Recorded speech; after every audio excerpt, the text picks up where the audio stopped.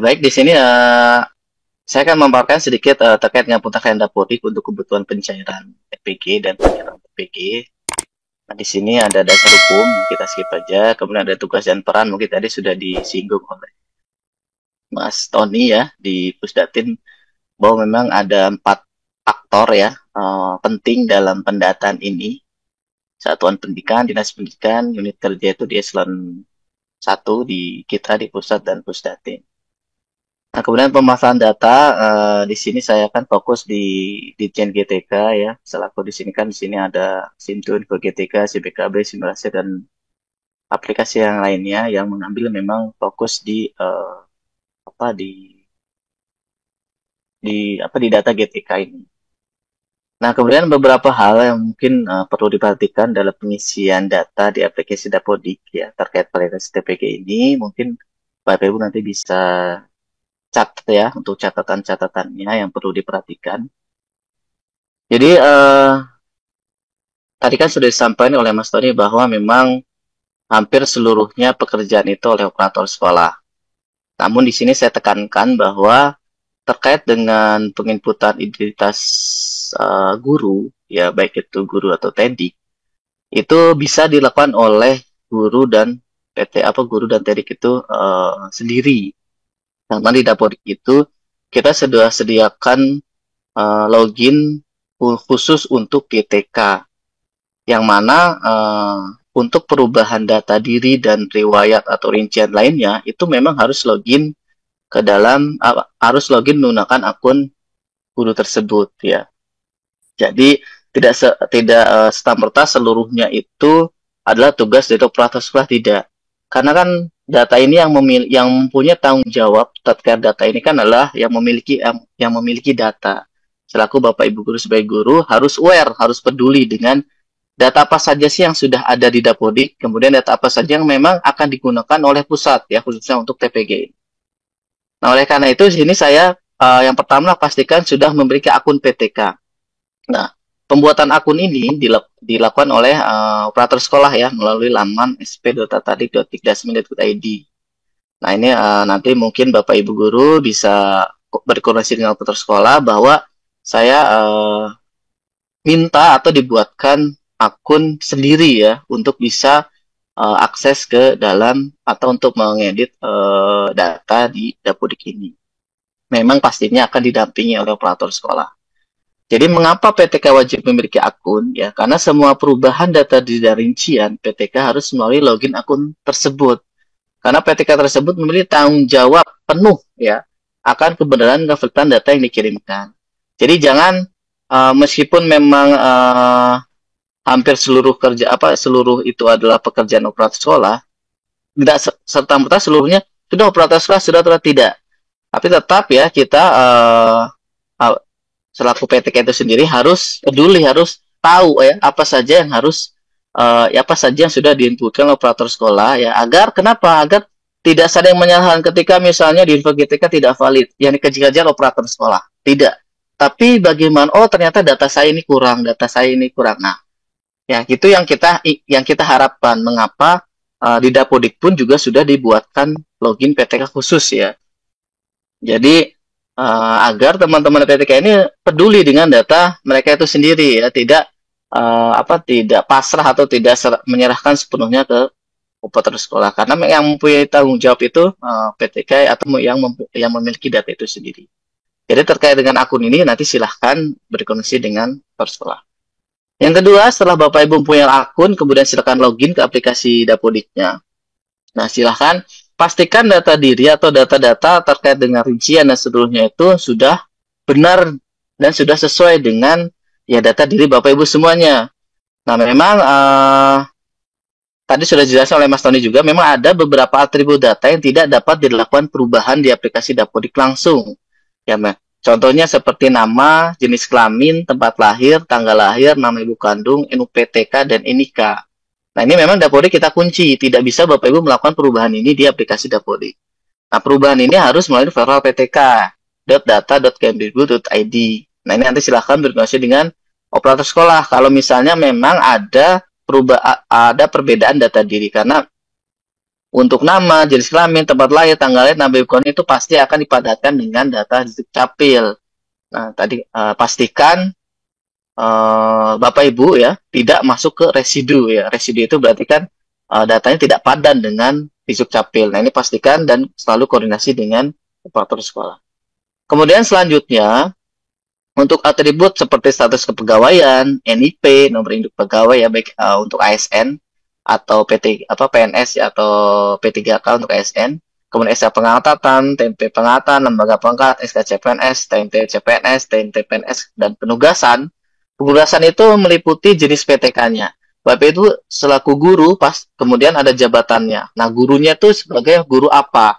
Nah, ini disandingkan dengan dengan mata pelajaran lulusan Serdik yang Bapak Ibu miliki. Jadi ketika Bapak Ibu guru ini ingin mengupdate data penugasan, jenis PTK-nya pasti guru. Nah, untuk jabatannya itu prioritaskan adalah Serdiknya. Kalau misalnya belum tidak punya Serdik, baru ke ijazah. Ya, karena memang nanti yang akan dilihat pertama itu adalah Serdiknya. Nah, jadi untuk jabatan PTK ini silahkan disesuaikan dengan kemampuan atau memang kompetensi yang guru itu miliki.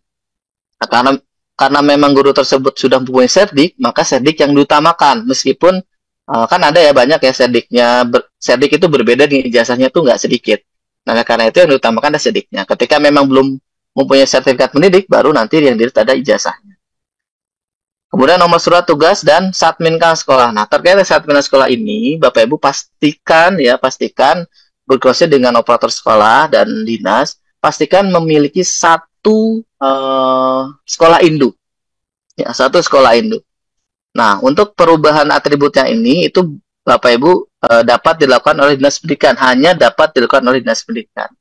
Melalui laman datadi.kemdikbud.id. Dan silahkan nanti berusaha dengan operator sekolah dan dinas pendidikan untuk atribut-atribut yang tadi saya jelaskan tadi. Nah, jadi yang perlu garis bawahi adalah terkait dengan penugasan, tadi jabatan jenis PTK-nya apa, jabatan PTK-nya apa, jabatan itu sesuai dengan kompetensi Bapak Ibu ya. Karena di sini pasti sudah serdik semua, ya silahkan. Jadi sesuai dengan serdiknya. Kemudian nomor surat tugasnya dan Satminkalnya. Satminkal ini tadi pastikan Bapak Ibu memiliki satu sekolah induk, ya, satu sekolah induk. Nah, ini untuk data diri. Kemudian untuk data-data yang lainnya, ya data riwayat. Nah, untuk riwayat juga silahkan Bapak Ibu bisa mengedit langsung di aplikasi Dapodik, ya. Contohnya yang penting itu adalah terkait dengan riwayat kepangkatan dan riwayat gaji berkala khususnya untuk ASN ya, karena ini akan nanti datanya akan diambil oleh teman-teman GTK kemudian akan dibenturkan dengan data dari BKN ya, sesuai enggak dengan pekat golongan Bapak Ibu semua untuk mendapatkan gaji pokoknya. Nah, jadi silakan ya data-data ini yang tahu itu siapa, yang tahu adalah Bapak Ibu sendiri, guru-guru Bapak Ibu sendiri. Jadi jangan serahkan seluruhnya ke operator sekolah, silahkan cek secara berkala apakah sudah sesuai inputannya dengan data diri Bapak Ibu semuanya. Nah, makanya di aplikasi Dapodik itu kita sediakan login khusus untuk Bapak Ibu ya, untuk melihat dan mengupdate atau mengedit data-data Bapak Ibu sendiri.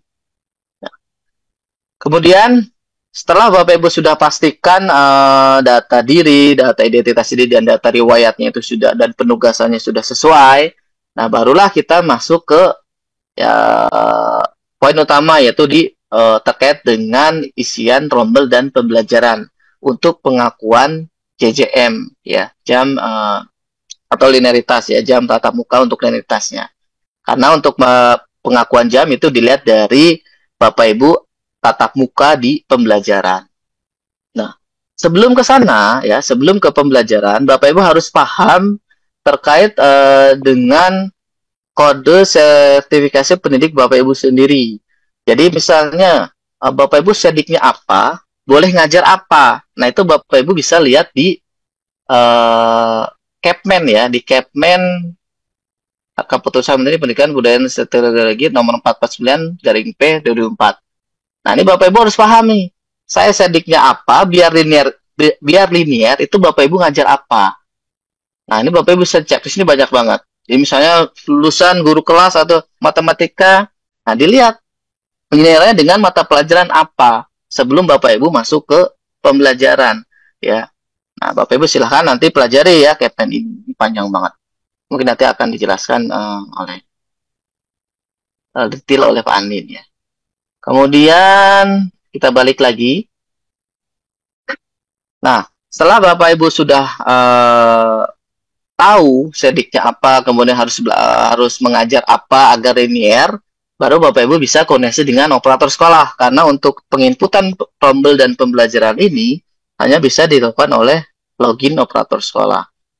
Nah, memang di saat ini di Dapodik itu masih ada dua kurikulum, yaitu kurikulum K13 dan kurikulum Merdeka. Yang mana dua kurikulum ini mempunyai karakteristik penginputan ya mungkin nggak jauh berbeda, tapi ada beberapa yang memang harus perlu pendalaman ya, perlu pendalaman. Nah, di sini saya kalau K13 mungkin sudah paham ya, Bapak, karena memang K13 ini sudah lama banget kurikulumnya. Nah, sini akan sedikit membahas terkait kurikulum Merdeka ya. Berdasarkan ini Permendikbudristek nomor 12 tahun 2024 ya, tentang kurikulum PAUD, PAUD, jenjang Dikdas dan jenjang Dikmen. Nah, jadi silakan nanti selalu koordinasi dengan operator sekolah, kemudian dilihat ya penginputan jamnya, mata pelajarannya dan seterusnya. Jadi yang ada di pembelajaran ini, jumlah jam maksimal yang tertera di aplikasi Dapodik sudah termasuk alokasi intrakurikuler per tahun dan alokasi proyek penguatan profil pelajar Pancasila. Karena kalau kita berbicara kurikulum mereka itu tidak luput, tidak jauh dari namanya P5. P5 itu proyek penguatan profil pelajar Pancasila. Nah, kemudian Bapak juga harus paham bahwa di P5 ini itu ada tema P5 yang sudah ditentukan ya. Yang sudah ditentukan. Mungkin untuk PAUD itu harus dalam satu rombel yaitu harus memiliki 1-2 proyek profil dengan tema berbeda. Nah, sesuai dengan Permendikbud 12 kan kita ada 8 tema. Nah, itu silahkan nanti Bapak Ibu pilih ya sesuai dengan koordinator proyek P5-nya. Mau memilih apa saja dari 8 tema yang sudah disediakan. Kemudian untuk SD sederajat itu 2-3 proyek profil, kemudian SMP ada 3-4, SMA itu kelas 10 3-4 dan kelas 11-12 itu 2-3 proyek profil. Untuk SMA SMK itu kelas 10-nya ada 3 proyek profil dengan 2 pilihan yang bebas dan yang wajib itu adalah 1 tema kebekerjaan. Kemudian kelas 11 dan kelas 11 itu ada 2 dan yang 1 itu harus tetap harus ada kepekerjaan. Kemudian yang kelas 12 satu proyek profil yang harus dipilih. Nah, untuk catatan kelas 12 untuk SMK program 4 tahun tidak perlu melaksanakan proyek penguatan profil pelajar penerima. Jadi untuk kelas 10, 11, 12 saja. Nah, untuk lebih lanjutnya nanti Bapak Ibu bisa baca ya, ini saya sedikit pengulas saja. Nah, untuk memastikan pengisian tema P5 di Dapodik, karena kalau kita berbicara kurikulum Merdeka, itu ada namanya tugas tambahan yang luar biasa banyaknya ya. Kalau misalnya Bapak Ibu lihat di tugas tambahan lainnya, itu tidak ada yang sebanyak ini. Yaitu adalah tugas tambahan selaku koordinator P5. Yaitu hanya ada di kurikulum Merdeka. Karena tugas tambahan ini Bapak Ibu bisa mendapatkan 6 jam langsung. Ya, 6 jam dari 2 rombel yang berbeda. Karena satu rombel itu maksimal adalah 3 jam. Nah, satu orang itu maksimal 6 jam. Tapi ada syarat dan ketentuan yang berlaku ya. Karena harus dihitung dengan syarat yang lain. Nah, jadi setiap kurikulum Merdeka di pembelajaran itu pasti ada namanya proyek penguatan profil Pancasila. Nah, di sini Bapak Ibu PTK yang ada di sini, contohnya sini ada Siti Amin. Nah, ini adalah silakan diisi dengan koordinator P5-nya yang akan mengklaim tugas tambahan tersebut. Ya, di sini. Kemudian saya mengajarnya disesuaikan. Nah, kemudian jamnya ini diisi ya sesuai dengan maksnya aja. Tapi jam di sini ini tidak akan di diequivalenkan dengan jam tatap muka. Karena kalau kita dilihat di struktur kurikulum, untuk materi P5 ini nggak ada. Ya, karena P5 ini nggak berdiri sendiri seharusnya. Tapi P5 ini adalah sebaran dari materi yang ada, ya, yang ada. Nah, di sini kita butuhkan karena untuk untuk mengklaim tugas tambahan sebagai koordinator project P5-nya. Nah, makanya di sini ada PTK-nya. Nah, di sini silakan nanti diisi oleh koordinator P5-nya. Nah, setelah diisi, Bapak Ibu tinggal klik, kemudian pilih temanya. Nah, di sini akan muncul 8 tema yang sudah disediakan sesuai dengan Permendikbudristek. Nah, silakan diisi nih, sesuai dengan sesuai dengan satuan pendidikannya. Untuk rombel ini memilih tema apa. Nah, silakan diisi 2, 3 disesuaikan dengan yang tadi saya jelaskan. Untuk PAUD berapa, SD berapa, SMP berapa, dan seterusnya. Nah, di sini GTK yang dipetakan pada pilihan tema dapat diisi oleh koordinator P5 atau fasilitator P5. Jika tema P5 yang dipilih kurang dari jumlah minimal, yang sudah saya jelaskan tadi, tema perjenjang, maka akan terdeteksi invalid di Dapodiknya. Jumlah jam yang dimasukkan dalam tabel pemilihan P5 tidak diequivalenkan sebagai jam tatap muka, karena untuk pengakuan tugas tambahan ini yang penting ada di rombel, kemudian kalau misalnya ada di rombel otomatis dia akan dapat 3 jam. Nah, kemudian setelah pemilihan T5 atau koordinator P5, di sini ada namanya materi pilihan. Materi pilihan itu khusus untuk SMA. Kalau K13 itu kan dulu ada namanya peminatan, lintas minat. Nah, kalau di kurikulum mereka itu kan sudah tidak ada. Adanya materi pilihan. Nah, ini sesuai dengan Permendikbud nomor 12 ya. Ada kelompok mata pilihan yang banyak, ya ini mata pelajaran peminatan lintas minat disatukan. Jadi silahkan diisi. Nah, di sini Bapak Ibu mungkin silahkan selalu koordinasi dengan operator sekolahnya dan waka kurikulum. Ya, waka kurikulum yang selaku untuk pembagian jam untuk mata pilihannya. Ya, karena di sini juga bisa untuk menambahkan jam tatap muka. Ya, jam tatap muka untuk linitas. Ya, jadi untuk pemetakan materi pilihan ini ya ada syarat yang harus diperlukan. Ya, contohnya untuk alokasi masing-masing mata pelajaran pilihan yaitu 5 JP per minggu. Ya, kecuali mata pelajaran prakarya atau kerisaan itu dialokasikan 2 jam per minggunya atau 72 per tahun. 72 jam per tahun. Kemudian kedua, dapat dialokasikan sebagai sampai 25 JP per minggu atau setara 5 jam mata pelajaran sesuai dengan kebutuhan peserta didik dan satuan pendidikan. Ya. Kemudian setiap peserta didik wajib memilih 4 sampai 5 mata pelajaran pilihan dari kelompok mata pilihan yang sudah diselenggarakan oleh satuan pendidikan. Nah, jadi nanti silakan. Jadi ini nanti bisa banyak banget ya sesuai dengan minat dari si siswa gitu ya. Minat dari si siswa. Jadi kelompok materi pilihan ini ya silahkan nanti dikoneksikan dengan waka kurikulumnya mau menyelenggarakan materi pilihan mana saja. Ya, disesuaikan dengan SDM atau guru-guru yang ada di satuan pendidikan tersebut. Nah, untuk penginputannya mungkin ini hanya bisa dilakukan oleh operator sekolah. Jadi silakan nanti di login operator sekolah, pilih rombel, ada materi pilihan. Nah, jadi satu baris mata pelajaran pilihan itu berarti satu mata pelajaran. Tahu nggak maksudnya? Satu baris rombongan belajar mata pilihan ini hanya untuk satu mata pelajaran. Ya, satu untuk mata pelajaran. Jadi kalau misalnya di satuan pendidikan itu ada membuka 4 mata pelajaran pilihan. Berarti di sini minimal 4 ya, minimal 4. Karena satu baris rombongan belajar itu satu mata pelajaran pilihan yang sudah disediakan. Nah, untuk rombel paralelnya, ya itu disesuaikan dengan siswanya. Sama ya rasionya. Mungkin teman-teman operator sekolah, bahkan guru juga harus wajib tahu bagaimana caranya untuk membuat rombel paralel di Dapodik. Ya, karena ketika kita membuat rombel paralel itu tidak gampang, harus disesuaikan dengan siswa yang ada. Contohnya untuk SD itu kan sesuai dengan Permendikbud 47 itu kan 28. SMP itu 32. Kemudian SMA SMK itu 36. Nah, itu nanti disediakan, disesuaikan. Kalau misalnya untuk SD saya gampangkan 28. Nah, 28. Ternyata untuk kelas 1 misalnya, kelas 1 itu jumlahnya ada 30 murid.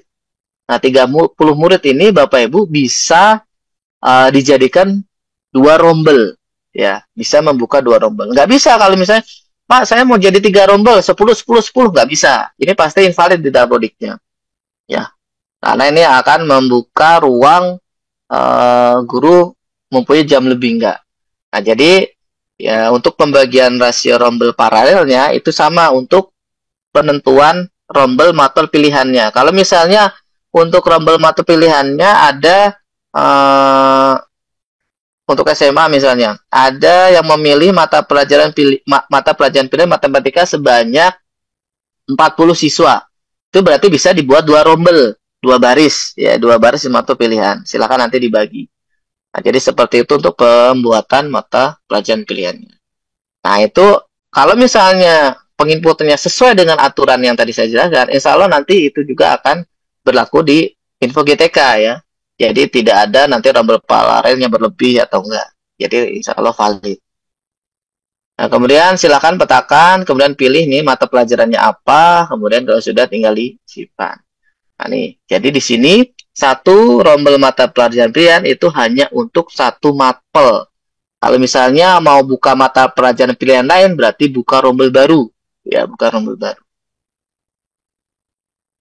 Untuk memetakannya hampir sama, tinggal drag and drop aja ya untuk siswanya. Mungkin teman-teman operator lebih sudah familiar. Nah, kemudian itu ya, Bapak Ibu yang bisa saya sampaikan terkait dengan penginputan rombel dan pembelajaran. Kemudian di sini saya tambahan terkait dengan tugas tambahan. Jadi tugas tambahan itu memang Dapodik itu tidak banyak banget ya, banyak banget ya. Contohnya kalau kepala sekolah itu otomatis itu nggak lihat kali 24 jam. Ada Wakasek. Nah, ini saya mumpung ingat, memang di peraturan baru terkait dengan tugas tambahan Wakasek itu sudah tidak dibatasi dengan rasio rombel. Kalau dulu ya, kalau dulu itu kan satu Wakasek itu untuk 9 rombel. Kemudian kalau misalnya di atas 9 itu boleh 2 wakasek. Dan seterusnya, kelipatan 9 dan maksimal 4. Nah, untuk peraturan baru ini, tidak ada rasio rombel tersebut. Jadi, meskipun rombelnya hanya 9, itu Bapak Ibu bisa membuat wakaseknya itu 4 bisa. Nah, hanya saja di Dapodiknya belum bisa untuk saat ini. Karena memang kita butuh penyesuaian. Dan insya Allah nanti ya dalam waktu dekat juga kita akan keluarkan patch dengan terkait dengan penyesuaian regulasi ini. Nah, jadi teman-teman yang ingin bertanya terkait Wakasek mungkin saya duluin ya.